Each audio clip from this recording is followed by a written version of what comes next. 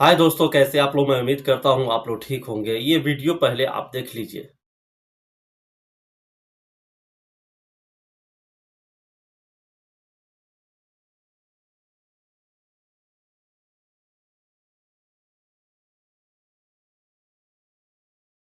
देख लिए ना आप वीडियो। जो चीज आपको लगा ना दोस्तों, वो मुझे भी लगा कि ये बंदा खड़ा है कहीं पर सामने, या तो खड़े होकर के पेशाब कर रहा है या ऐसे ही खड़ा है। लेकिन इस वीडियो के दोस्तों सच्चाई कुछ अलग है।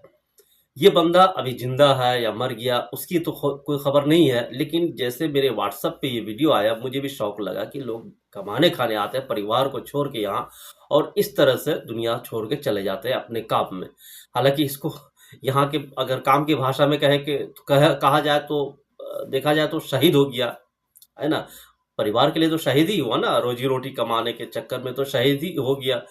खैर, तो ये कहने का ये मतलब दोस्तों कि अगर आप काम कहीं करते हैं, सऊदी अरब हो, कतर हो, ओमान हो, बहरीन हो, किसी भी कंट्री, जीसीसी कंट्री में अगर काम करते हैं, तो सबसे पहले दोस्तों आप अपना सेफ्टी का ख्याल जरूर रखें। अगर कहीं पे एक बंदे की जरूरत है काम का, तो वहां पे आप दो बंदे जरूर रखें, एक सहायक के तौर पे। और वो एक बंदा काम करेगा, एक बंदा देखेगा।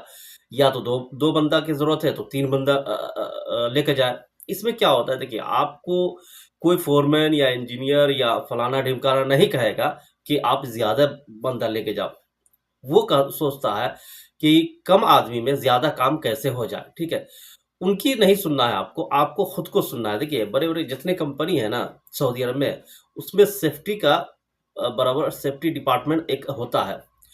और उनका कहना है कि भाई, अगर आप अपना सेफ्टी करेंगे, आप अगर आप खुद यानी हाथ ना टूटे, पाँव ना टूटे, आदमी मरे नहीं, यानी ज़ीरो इंजर्ड के बारे में कहा जाता है कि वो लोग रखता है।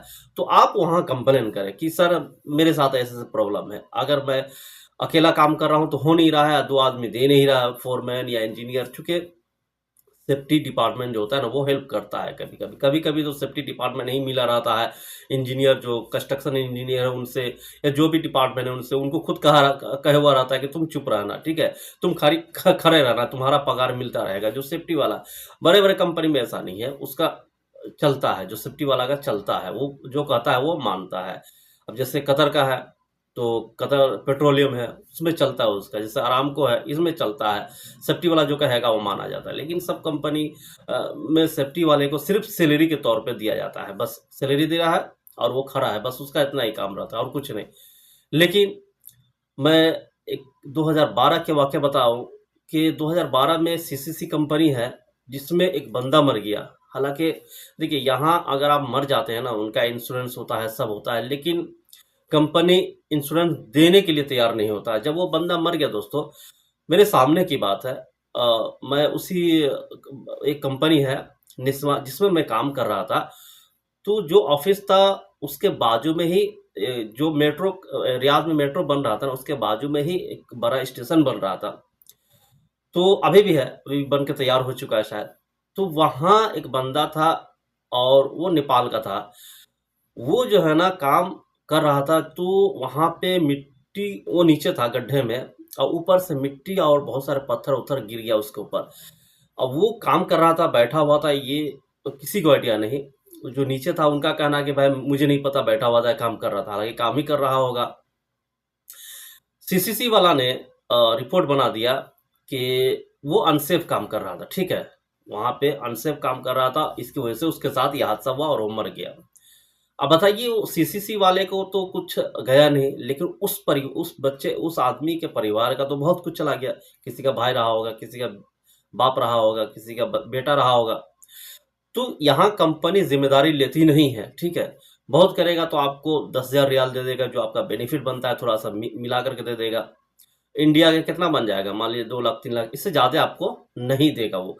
तो जो इंश्योरेंस है वो भी गया, और आपका जान भी गया, ठीक है। तो ये लोग रिपोर्ट जो है ना आपके खिलाफ ही बना देगा। इसलिए आप अपना ख्याल खुद रखिएगा, और खुद से फोर्स कीजिए। फोरमैन, इंजीनियर फोरमैन जो होता है ना, चार्ज हेड, ये थोड़ा चमचागिरी करता है इंजीनियर का।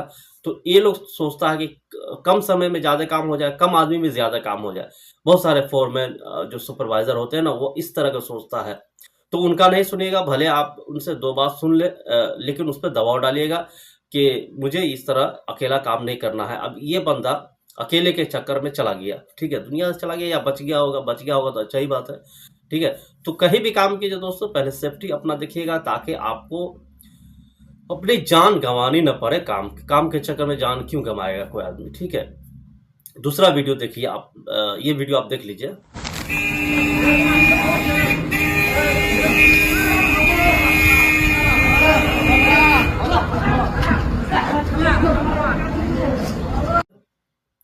देखिए ये वीडियो है जद्दा मार्केट का, ठीक है। ये यमनी में शायद झगड़ा हो रहा है, या यमनी बंगाली है, मुझे सही समझ में नहीं आ रहा है, लेकिन ये वीडियो भेजा मुझे तो उन्होंने कहा भाई ये जद्दा का मार्केट है जिसमें झगड़ा हो रहा है, रमज़ान का महीना है, तो रमज़ान में आदमी क्या होता है कि थोड़ा भूखा रहता है, तो अंदर से थोड़ा गुस्सा ज़्यादा आता है। इसी को कंट्रोल करना है दोस्तों। गुस्सा देखिए, आपस में झगड़ा करके, ये बहुत सारे कैंप के अंदर भी झगड़ा होता है, तो कैंप के अंदर भी मारा पीटी कर लेता है, लोग एक दूसरे को जान ले लेता है, यहाँ तक कि कैंप के अंदर सामान, छोटे छोटे सामान के लिए। कल एक रिपोर्ट में देख रहा था जिसमें ये देखा कि कैंप के अंदर अपना पैंट जो टांगता है ना उतार के, उसमें एटीएम होता है, एटीएम निकाल करके वो उसका जो है ना एटीएम चोरी कर लेता है, और एटीएम से परचेस कर लेता, सामान खरीद लेता है, और उस बंदे को पता रहता है। कैंप के अंदर होता है, जो रहते हैं ना, तो एक दूसरे का ख्याल रखा कीजिए। अगर आप अपना ही साथी का चोरी कीजिएगा तो फिर तो भरोसा नहीं रहता है, फिर आदमी कितना तक चोरी कीजिएगा आप। मान लीजिए फिर आप आदमी शक करेगा आप पे, शक करते करते फिर आदमी आपको ये रूम वो रूम चेंज करवाएगा, ठीक है।